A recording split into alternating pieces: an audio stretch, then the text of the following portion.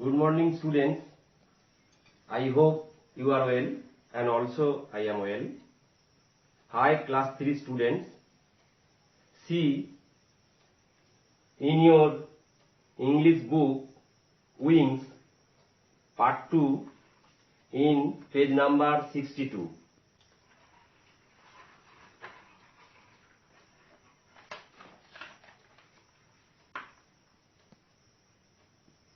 Let's read. Summer is the season of extreme heat.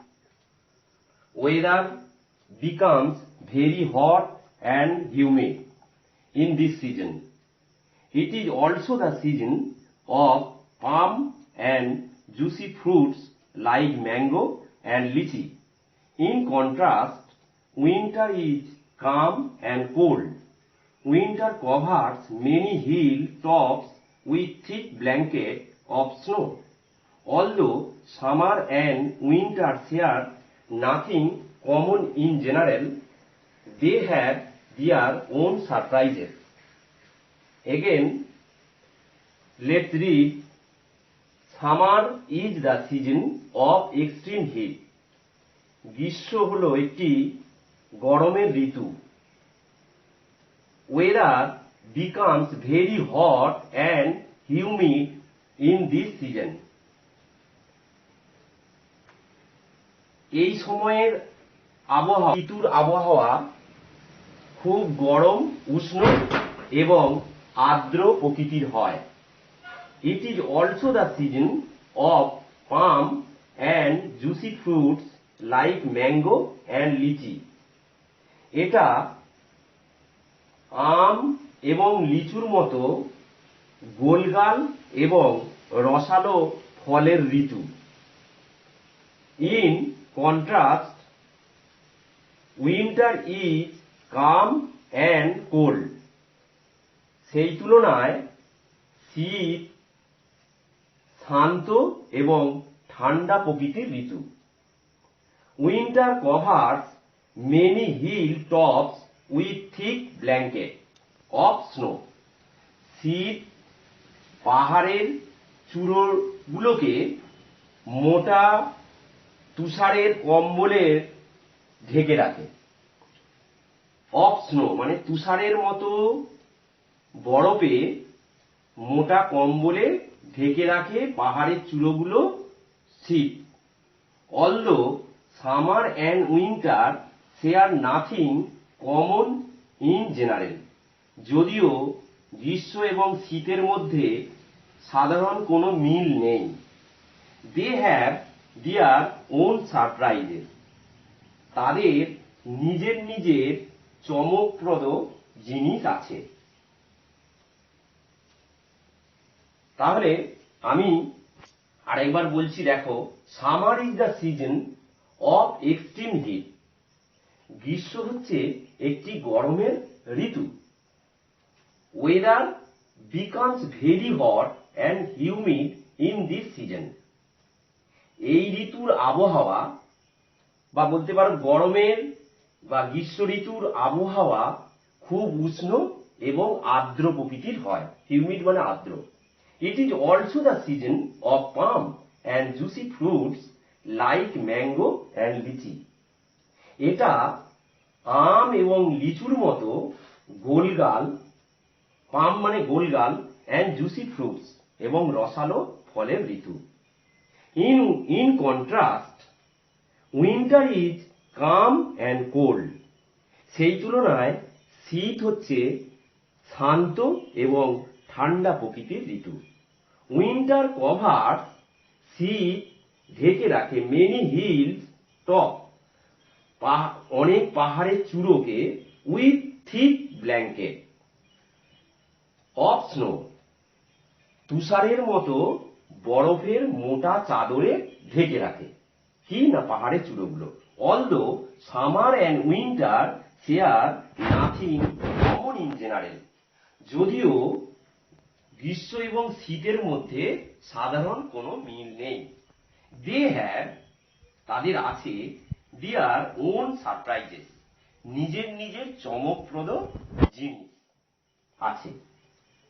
তাহলে এটা আমি পড়লাম এবং মানেগুলো বললাম। এবার দেখো এখানের মধ্যে যে ওয়ার্ডগুলো আছে সেই ওয়ার্ডগুলোর কয়েকটা যেগুলো তোমরা সাধারণত মানেগুলো পারবে না সেগুলো আমি লিখেছি। সেই ওয়ার্ডগুলো মানেগুলো দেখো। সামার, সামার মানে কি? গ্রীষ্মকাল। উইন্টার মানে কি? শীতকাল। উইন্টার মানে শীতকাল। সিজন মানে কি? ঋতু। সিজন মানে কি তাহলে? ঋতু। এক্সট্রিম, এক্সট্রিম মানে কি? প্রচন্ড। এক্সট্রিম মানে হচ্ছে প্রচন্ড। ওয়েদার মানে কি? আবহাওয়া। আবহাওয়া। হিউমিড মানে কি? আর্দ্র। পাম মানে কি? পাম মানে হচ্ছে গোলগাল। জুসি মানে কি? রসালো। ফ্রুট মানে তোমরা জানো ফল। কন্ট্রাস্ট মানে কি? এখানে তোমাদের দেওয়া আছে দেখো, কন্ট্রাস্ট মানে হচ্ছে তুলনায়। তুলনায়। কাম মানে কি? কাম মানে হচ্ছে শান্ত। কাম সিজন উইন্টার। থিক মানে কি? মোটা। ব্ল্যাঙ্কেট মানে কি? কম্বল। স্নো মানে কি? তুষার। তুষারটা হচ্ছে বরফ জমে গিয়ে যেটা হয় আর কি, তুষার। অলদো মানে কি? যদিও। জেনারেল মানে কি? সাধারণ। সারপ্রাইজ মানে কি? চমক। চমকপ্রদ বা চমক। এই হচ্ছে মানেগুলো। Next page, activity 1 home task হিসাবে থাকবে।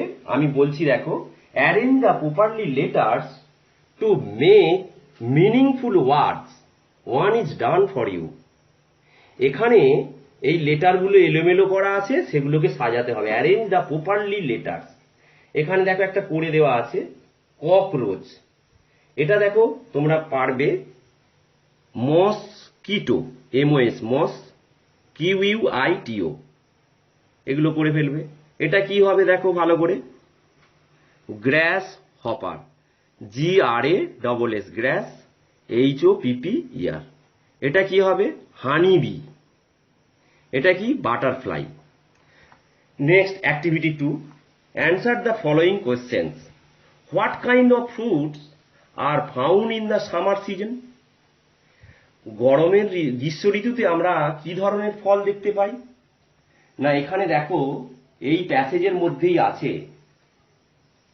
দেখো এখানটায়, পাম্প অ্যান্ড জুসি ফ্রুটস